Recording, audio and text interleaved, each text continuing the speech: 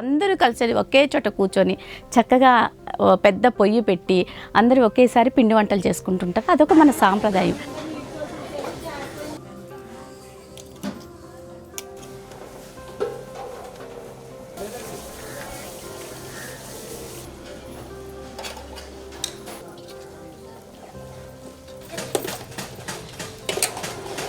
అందరికీ పంచిపెట్టడం వల్ల మనం అందరం కలిసిమెలిసి ఉంటున్నాము ఆ ఊళ్ళో అన్న ఉద్దేశం కూడా ఒకటి వస్తూ ఉంటుంది. అలాగే ఆరోగ్య సమస్యలు దాంట్లో విటమిన్లు ఉంటాయి, ప్రోటీన్లు ఉంటాయి. దానివల్ల మనకి ఆరోగ్యం కూడా ఉంటుంది. ఈ పిండి వంటలు ఊరికే చేసుకున్నామేమో తిన్నామని కాదు, ఆచారం సాంప్రదాయం అన్నీ కలిసి ఉన్నదే ఈ పిండి వంటలు అన్నది. అయితే రాను ఈ పిండి వంటలు ఇంట్లో చేసుకోవడం తగ్గిపోయింది. సహజంగా కొంతమంది చేసుకోలేని వాళ్ళు ఉన్న చోట ప్రతి చోట ఇప్పుడు దొరుకుతూనే ఉన్నాయండి పావు కేజీ. ఎందుకంటే ఇద్దరు మనుషులు ఉన్నప్పుడు అందరికీ షుగర్లు బీపీలు వచ్చిన తర్వాత కొంచెం పిండి వంటలు అది తగ్గిపోయినాయి కాబట్టి అందరూ కొంచెం బయట నుంచి తెచ్చుకోవటం అలా చేస్తున్నారు. కారపూస చేస్తారు, అరిసెలు చేస్తారు. మెయిన్ అరిసెలండి, నేతి అరిసెలని, మామూలు నూనె అరిసెలని, నువ్వుల అరిసెలని అలా రకరకాలు చేస్తుంటారు.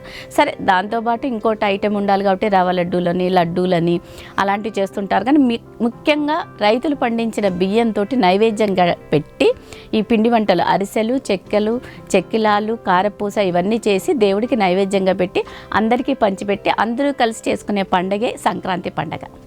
గవ్వలు చేసుకుంటున్నాము. దాంట్లో స్వీటు హాటు రెండు ఉంటున్నాయి.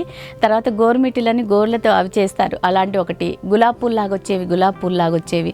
అలాగే బొబ్బట్లు కూడా చేస్తున్నారండి. అలాగే హల్వా పూరి అని ఆ రోజు చేసుకునేది పెద్దలకు పెట్టుకునేటప్పుడు హల్వా పూరి లాగా చేస్తూ ఉంటారు.